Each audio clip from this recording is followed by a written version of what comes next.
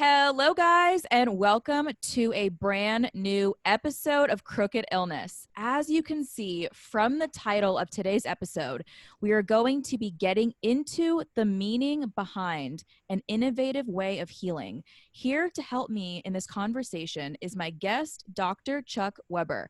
Dr. Chuck is a board-certified psychiatrist practicing from the Family Care Center in Colorado Springs, Colorado. He is the president of the nonprofit Colorado Veterans Health and Wellness Agency, along with being a veteran himself. Chuck is going to get into the technological breakthrough known as TMS, Transcranial Magnetic Stimulation, and its incredible benefits. I'm also happy to have him here today to learn more about him, the work he is doing, and the incredible results he has seen so far since starting his practice. So without further ado, I want to welcome Chuck to the podcast. All right. Thanks so much, Paris. Appreciate it. Yes, happy to have you here today and get into your story and the work you're doing. So before we do that, I'd love if you could just give us a nice rundown of your story and what led you to opening the Family Care Center. Sure. So, one, thank you again. So, yeah, I'm a psychiatrist. I did not always start that way. I joined the Army when I was 17 as an infantryman. So I had only signed up for 2 years, and it didn't really work out between me and the Army, and I left 27 years later. So I have retired from the military in 2016, worked my way up from being enlisted to going to West Point, becoming an officer, and then going to med school. And Wow, awesome. yeah, my wife is a doc too. We met in med school, and she was a veteran as well. And she got out after 7 years, and I kind of continued on. And one of the things that I've kind of progressed with is how do I serve my people? And I can't just do almost 3 decades of taking care of military family members, veterans, retirees, and just give up on them. And so I was not ready to be truly retired. And this is where it started with creating Family Care Center. Actually, I was still on what we call permissive TDY, or like as you're ready to get out. So I took 2 weeks off, but otherwise I actually started working like right away. Wow. That's awesome because I remember we actually had a conversation before recording this, as I do with all my guests, and he kind of laid his story out for me. And one of the things that I thought was so cool about you and what you're doing is last time we spoke, you were telling me about how you were a flight surgeon while deployed in the Army. So hearing about that and these experiences, I would love if you could share with us what got you interested in psychiatry. Yeah, that's it's interesting. I liked psychiatry in med school, but we did forensic rotations in Napa Valley, and this was some difficult patients, right, to take care of, and I didn't really know exactly what specialty. People said I should have been a surgeon, but it wasn't really a lifestyle for me, and I went to a transitional in internal medicine internship at Walter Reed. And then what we did in the Army is we called a utilization tour. So you kind of, right after internship, you can start practicing medicine. And I went to flight surgery. So I still wanted to be in a deployed environment, and I still wanted to kind of deliver care and still be a doc, but be able to do some cool stuff too. And I Yes. did. That's amazing. And I remember, talking with you in our last conversation, you were telling me about what really drew you to wanting to work in psychiatry and how kind of, what the other specialties I think that the way you said it was so good. I'm probably going to get this wrong, but you were saying like XYZ, it's very laid out, it's kind of science with the practices, but psychiatry isn't like that. And there's kind of things that, like you were saying, things you didn't always understand about what was going on or what was happening. And you liked that. You liked not knowing exactly, what step is next and how everything's going to be laid out for you. You liked, I guess, the element of not knowing everything. I don't think I know anything. So we forget 50% of med school, right? It's like drinking from a fire hydrant. But yeah, in general, like internal medicine, family practice, to me, it was pretty linear. It was, you deliver a baby, right? You follow these steps. Yes, there's some emergencies, and you have to think on your feet, and you have to know complications and things. But it's still, bottom line, it's chronic disease management, and And really part of that with mental health, it's so dynamic. I mean, even my practice, there's no way a psychiatrist can just do it all. I have social workers, licensed professional counselors, nurse practitioners, PAs, play therapists, group therapists. I mean, all kind of different specialties. Think about what affects us as humans. Something biological, something psychological, something social, something spiritual. It's kind of all intersecting. That's dynamic. That is, it takes a lot more than just memorizing an algorithm or knowing meds, or even actually I ran a code, so running a code, it's it could be, anxiety provoking, right? But you still follow an algorithm. You follow a linear path. And psychiatry is not like that. Yeah, and I also like how when you bring up that point of all the other dynamic elements that are involved with that and how you have that in your practice as well. So we were talking, the main focus of the conversation was TMS. What is transcranial magnetic stimulation? We're going to be getting into that. But I think it's also awesome how at your practice, and you started Family Care Center in what year? 2016. 2016. And since then, I like how you bring up, how you have all these different parts within there that touch on, counseling, therapy, addictions, or just all these kind of different things that you're offering services to through your care center, which is, and I think another part that I want to ask you about is when you first started that, was it geared more towards veterans in particular, or was it set up that way in the beginning? Yeah. So initially, what I was doing was just got convinced a handful of people to kind of do this with me, because I knew from the get-go, can't just have medication management. I did need those therapists. I did need the play therapists. I need to be able to take care of the whole person, right? And when you're trying to create that from the get-go, it makes it pretty difficult. But I think that the way that we're doing it now is bringing all these people together, and we're creating that atmosphere that will address some aspect. I mean, we even have, I even say spiritual stuff. I mean, we still the mindfulness, and actually some people that are a little bit more on the religious side that will kind of address that kind of aspect. So we do have all of it here at the Family Care Center. Yes, I think that is so important and so necessary to have, at the facility you do, where you're working so closely with people affected by mental health conditions and struggling with their mental health, to have that so many things available to them than just one type of thing, like you said, medication management. So I would really love if you could share with us what TMS is. What is TMS? What does it mean? What is it used for, and what results have you seen with it so far?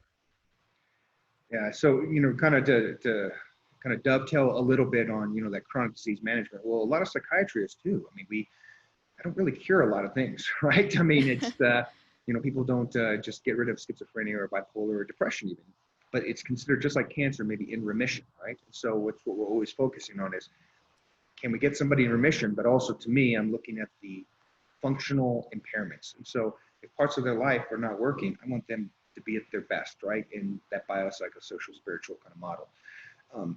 Well, medication, talk therapy, all this stuff, and bringing it together, that was a solution, but even that was not enough. So the research for transcranial magnetic stimulation has been going on since the 90s. It's been FDA approved for depression, treatment-resistant depression, since 2008. And the results of it are just amazing. So I got trained in ECT, electric convulsive therapy, right? Have you shock therapy, right? Yes, ECT, yeah. So it has its place, right? It works, but I need a nurse, I need an anesthesiologist, I need an operating room. Pretty gork that day, I mean, that's it that you're going to do that day, is get your shock therapy, and then you're going to try to recover from that. But it's life changing. However, the TMS, what it does is it takes that same magnetic pulse, and instead of a huge electrical field like an ECT, I'm going to create in one spot. It's called the dorsal prefrontal cortex, which we know in depression is not working. And we're going to create an electrical charge through Maxwell's equation and Faraday's law. And magnetic current creates an electric charge. So instead of shocking you, instead of giving you a med that has side effects in your head and your gut and a lot of other places, I'm going to actually take a very pinpointed and raise all the neuroreceptors. So let's just say Prozac is only serotonin, right? Just a smattering of other things. But if I was to take this pulse, I'm going to raise in that dorsal prefrontal cortex I'm going to raise serotonin, norepinephrine, dopamine, GABA, glutamate, all these neuroreceptors all at once. I'd have to give you 7 meds and then 3 for the side effects. I mean, Wow. And it's also non-invasive as well. So that's one of the differences compared to ECT is that TMS is non-invasive. And also, how long does it typically take to get it done, to get TMS done in one session? sure. So there's actually even a protocol now called a theta burst, and I use the theta burst. That's 3 minutes, but the best literature is to actually use the 20 minutes and the 3 minutes together. So I tell people about 20 to 23 minutes is kind of what they need for approximately 6 weeks. Some people definitely can, do this and they have a response earlier, but at least to sustain it. Because that's the other kind of aspect is ECT, you have to taper and come back. And meds, you have to keep taking, right? But this on the TMS, we have some people that I can reduce meds, I can reduce dosage, or I can get people off meds altogether. Wow. One of the most incredible things I took away from the conversation last time is you told me you had a patient who used to be on meds and then they did TMS and they came back to you, I think, after almost 2 years of not being on medication anymore. And I thought that was amazing to hear that because I know you were even telling me, the most challenging part of psychiatry is like figuring out these missing pieces and trying to do what we can to make it so people are able to function how they want to function. But having that, like, what was that like for you to have someone come back, treat them with TMS for, like you said, 6 weeks, and then have them, go away, not see them for a while, and then come back and tell you, like, this is what, how my life has been, how things have been going. And what is that like to hear from someone like that?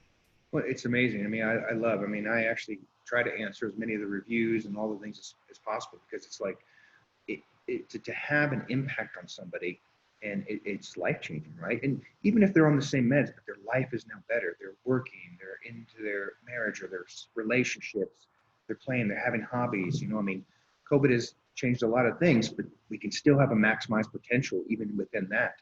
And I love it. I love it that, the science sold me, the stats sold me, the epidemiology and the outcomes sold me.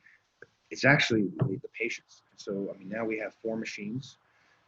We have 4 locations. I'd like to do it with everybody, Yeah.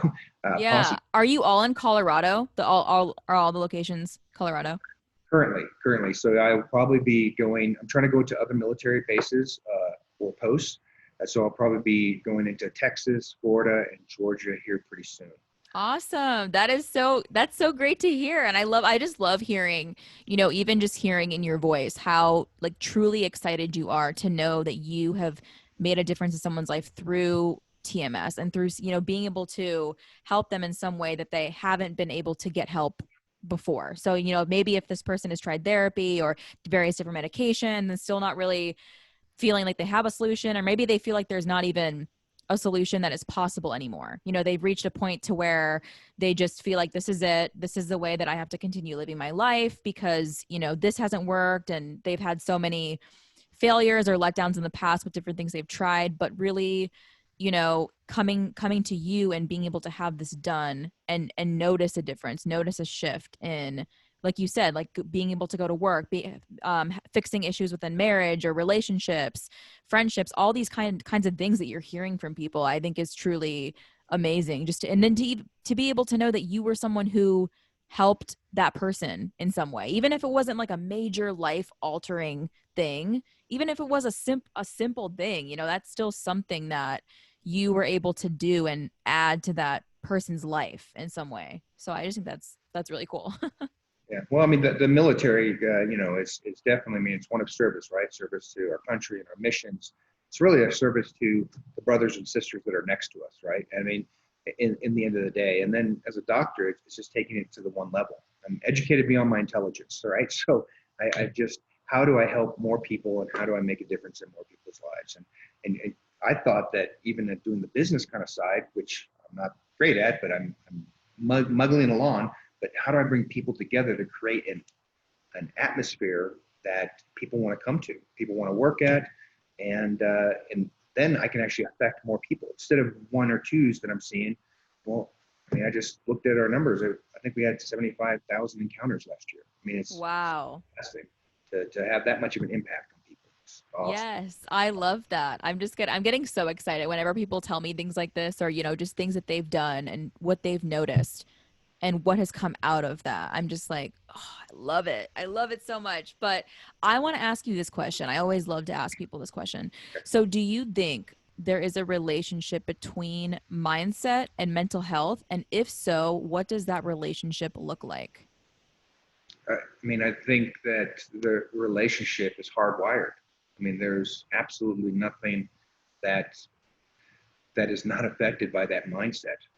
So, so what I've told people, and I've told patients that have kind of asked this, and some of it might be a little bit too cerebral, but it's like Socrates. It's the allegory of the cave. So if you're not familiar with that, or if your listeners are not familiar with that, if you grew up in a cave and never saw the sun, how would you describe it? Describe it from shadows on the wall, right? You describe it from the perspective that you're at. But when you actually release the chains, come out and you actually see the sun for the first time, I mean, it's amazing, right? And how can you judge somebody if they have a particular mindset when they've grown up in that cave? And they've grown up in, we also call the ACEs, adverse childhood events. They know after so many events, it is very difficult to have that, positive outlook. This is where people are into drugs, people drop out of school, people do a lot of other bad stuff. What environment? That's the biopsychosocial. Social is the environment, and that can affect your mindset. And so those things are interweaved. I'm not really sure that you can even kind of parse them out. You have to recognize them. You have to acknowledge them from that patient's perspective.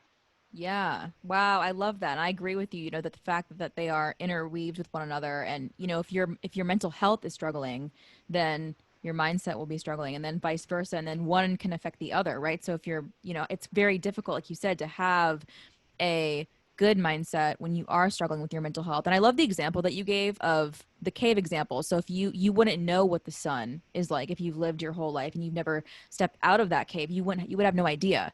So how would you describe that? And I like also how you describe the effects of what you've seen in people from TMS and how that has helped them, of course, if they've used other methods in the past that haven't been helpful, and have just continued to lead them down this path of thinking that nothing is really possible in terms of recovery or getting better, having a better quality of life, but showing them that light, like you're out of the cave and you are here and you can see the sun. This is real life and you're not stuck in that place anymore. So I think that's really like one of the most incredible things, especially hearing from you and what you do and, your story as well, just being able to see that in people. But I'd really love to hear if you can tell me this, the most impactful lesson that you have learned so far when it comes to improving mental health with all the work you've done at FCC so far. Well, I mean, the most, it'd be hard to do that I number. know. It's a But hard. I'm telling you, like, I think the biggest thing, at least both in the military and kind of seeking, I think organizationally, I think as a society, I mean, we've gotten a lot more accepting, right? I still think that by creating this environment in a non-judgmental way that we have given access to care to so many more people has been the most impactful, because I'll tell you, the biggest barrier is still personal stigma. It is Yes. that Yes. person not wanting to seek help. But if they know when they walk through the doors, it's inviting, and the person, is going to find a connection. And then also, I tell people, I tell this to my patients: if we don't connect here, fire me. And I've got 45 other providers. One of us will connect with you, right? Yes. And I love that's that. the most important. But because that personal stigma, if you can get through that, and to create an atmosphere where you can at least take that off the table or lessen with that personal stigma, that's been the huge impact, I think.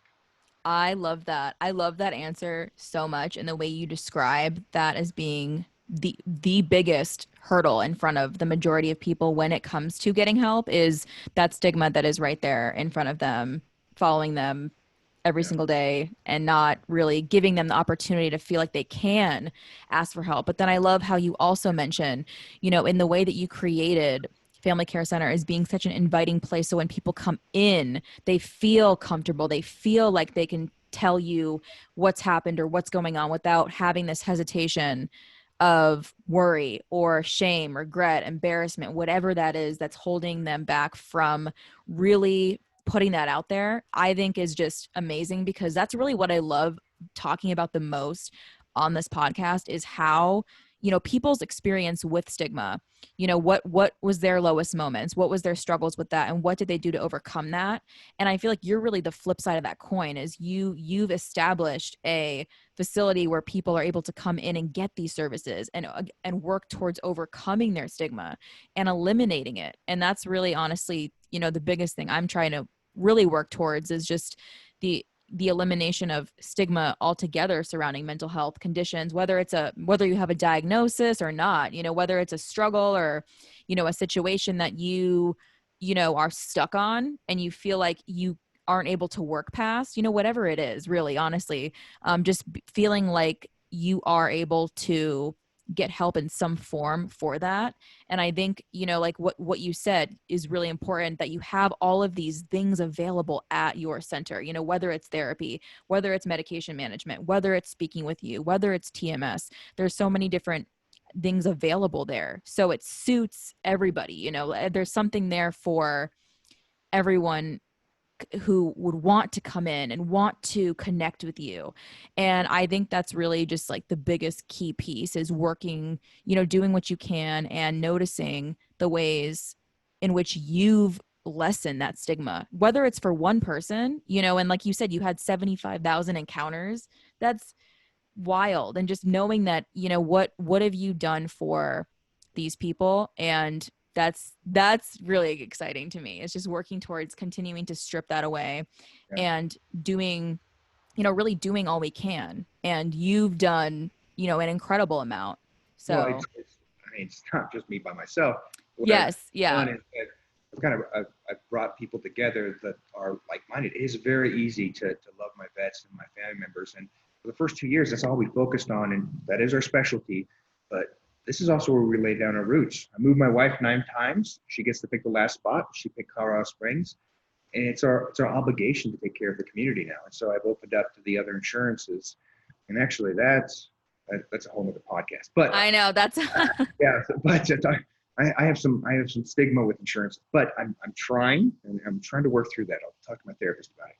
But no, but it's actually just how do we make a bigger impact? And that's why I want to go to the other bases and in those towns that are around there too. I want to take care of military families, the vets, and that community that's around there. Because if that community is around a military base or post, I mean, they're already interweaved again. And so there's a lot of support that's going either way. And I think that is reciprocal.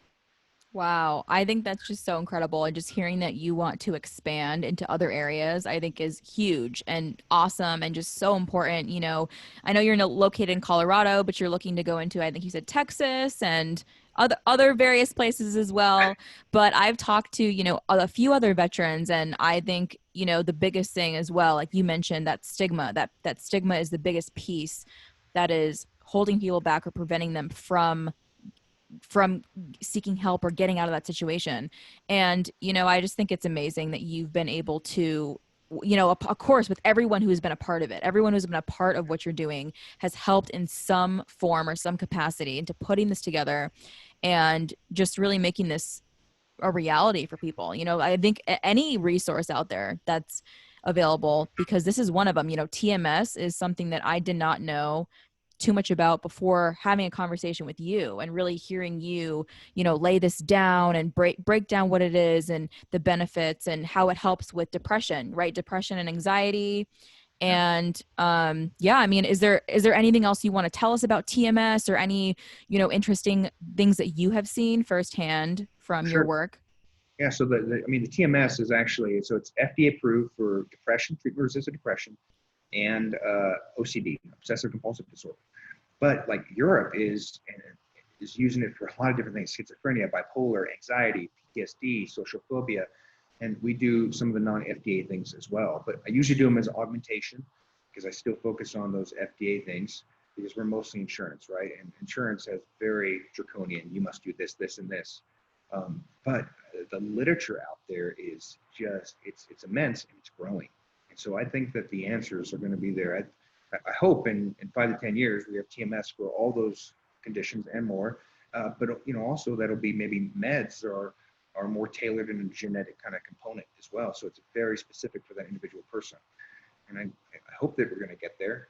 And all of these are to reduce symptoms, so then you can go through the talk therapy, so you can get through some of the other aspects. So you can change your environment, get right with God. Whatever it is that's going on, I think I reduce symptoms, and TMS is the best way to do it.